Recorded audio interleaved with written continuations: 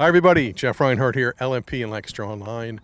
Welcome to the Week 7 edition of the LL Football Roundtable, brought to you by Auto House of Lancaster. Here we are at Lancaster Catholic, home of the Crusaders, and they're playing great. 1 year after a 10-0 ride and a trip to districts, they're up to a 6-0 start. Big game here in Week 7 against Anvil Cleona. The Dutchman will come here for a first-place showdown in Section 5.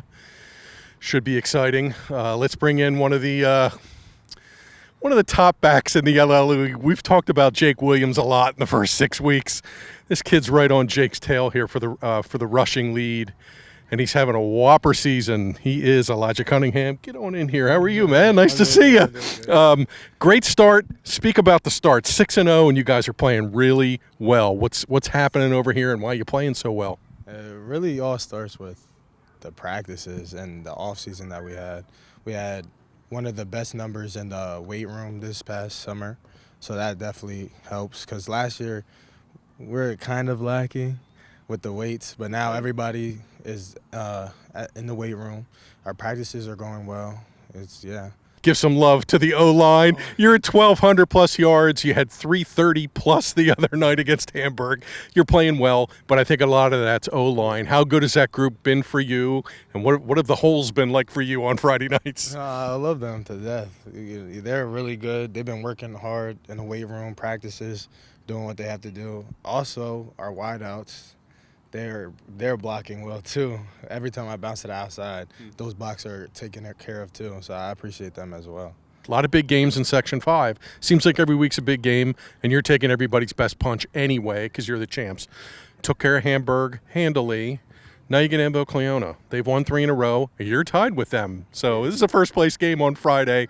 How exciting is it to be playing in these big first-place games, and what kind of game do you expect with Anvil? It's very exciting. I mean, I'm expecting a good game from them because no matter what, year in and year out, they're gonna be a team. They don't back down. 100% effort. They run a very good scheme. They're very well coached.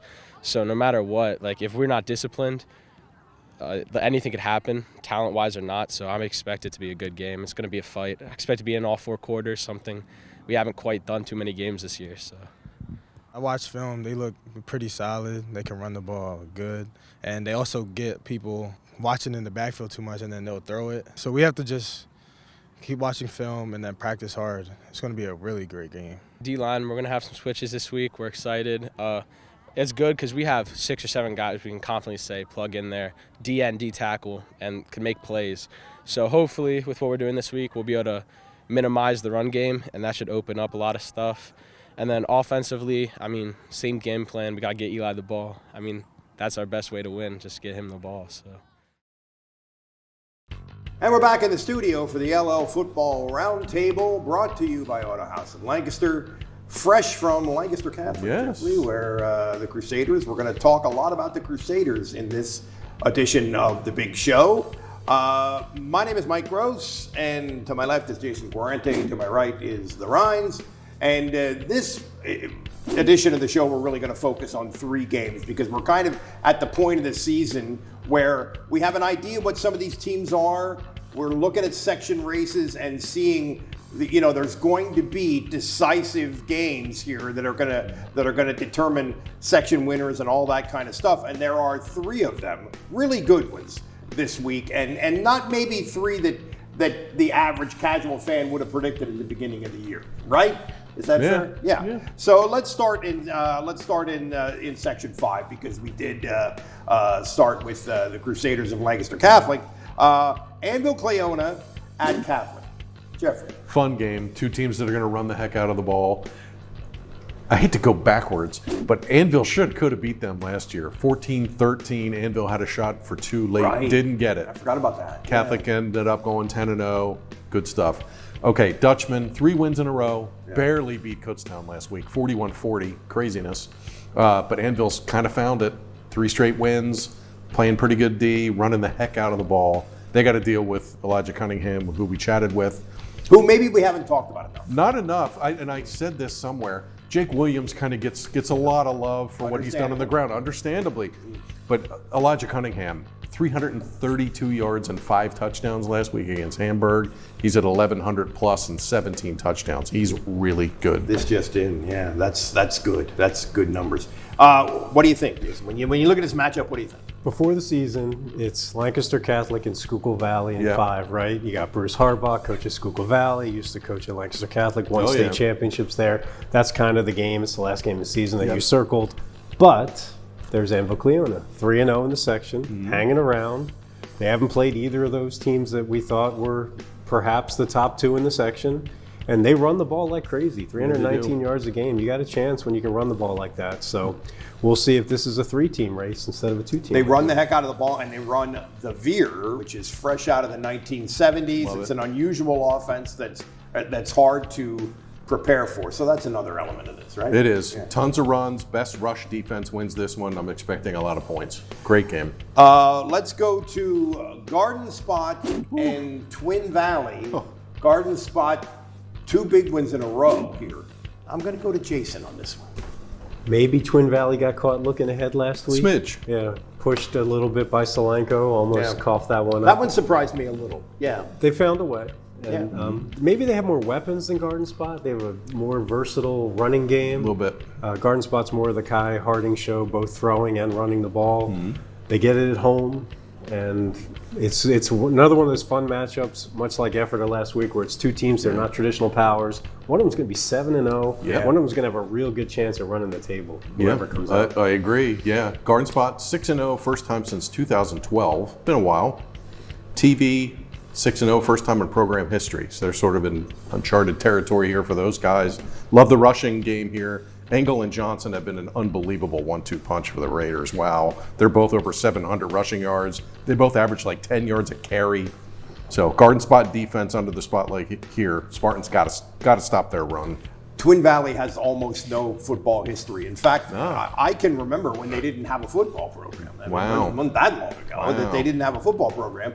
But with this coach, they're probably going to be good most of the time. Yeah, Brett Myers runs great programs. He was at Middletown. They won district championships, went to states, and he came in last year, kind of late in the game, in the summer. Right. That's another thing. Yeah, weight room and fundamentals, and the kids are out, and he's got great athletes, and they've all bought in. His son plays QB, Evan, and he's really good. Only 1 pick. Yeah, he's been efficient. Is good. Yeah. I saw them this year. They're very good. I like the way they play offense. It's a varied, I don't know how I could describe it. It's a varied, interesting sort of attack. So we haven't heard, Twin Valley doesn't have a huge past, but they probably have a pretty good future in this sport. And the other one, now this is one that this is maybe the best matchup in our league this year so far. Wyomissing at Cocalico. Wow. Your thoughts, Jeffrey? Wow, monster game. Yep. Two defending district champs, 2 state-ranked teams. Yep. First and third in the league in rushing. Both are top 5 in total defense. You've seen Cocalico. Oh, they're running the heck out of the ball. Talk about Aaron Longenecker a little bit. You wrote about him last week. Well, it's interesting because you have Sam Steffi and Josh Meyer, right? The quarterback and the fullback up the gut. They can get 8 yards, 10 yards, 12 yards. Yep. But if you worry too much about that, they'll flip it outside to Aaron Longenecker, and it's almost like a 30-yard guarantee. Every time. It's amazing. And once he gets in the open field, he's very difficult to tackle. Maybe you'll catch him, but the first man's typically not going to miss. Yeah, And, 94-yard touchdown run last week and a pick 6 last week. Cocalico's been unbelievable here. 5 wins in a row, and they are trucking everybody. 40-plus points in all those games. YO's a different animal. A little bit of a different animal. With that wing tee, multiple running backs who touch the ball, and their defense is really good. What a matchup. Yeah, their defense, it seems like, it's 2 years in a row now, where it feels to me, maybe I'm wrong, it feels to me like their defense progressed as the season went on. I know that was the case last year, and Bob Wolfram talked about it a lot, and they sort of solved it. Okay, yeah, that's a really big game. I have a couple predictions here. Go. Number one, a spectator at the Wyomissing Cocalico game will arrive in a helicopter. Whoa. And his initials are JF. Whoa. So that's one prediction. The other prediction is Cocalico is going to win. Wow. That's my prediction. Yeah. Okay. All right. Anything else for the good of the order, gentlemen? Bryson Armold, congratulations, Manheim Central, 3,000-yard rushing club. last week. Good for him. That's a good club. That's impressive. It's a good club, and he burst into that. And I don't know if he's on pace for 2,000 again, but he's close. Doesn't seem like the numbers are quite as spectacular this year, but there's reasons for that. Yeah, but their passing attack They're is throwing really more. Yeah, good. right. Enderline and Hahn have been terrific, Yeah. but a cool milestone. Oh, Mannheim Central. If they win this week, that'll be 600. That's right. 600 wins. 600 if they beat wins. Lebanon on Friday, they'd be the first LL team to hit that club.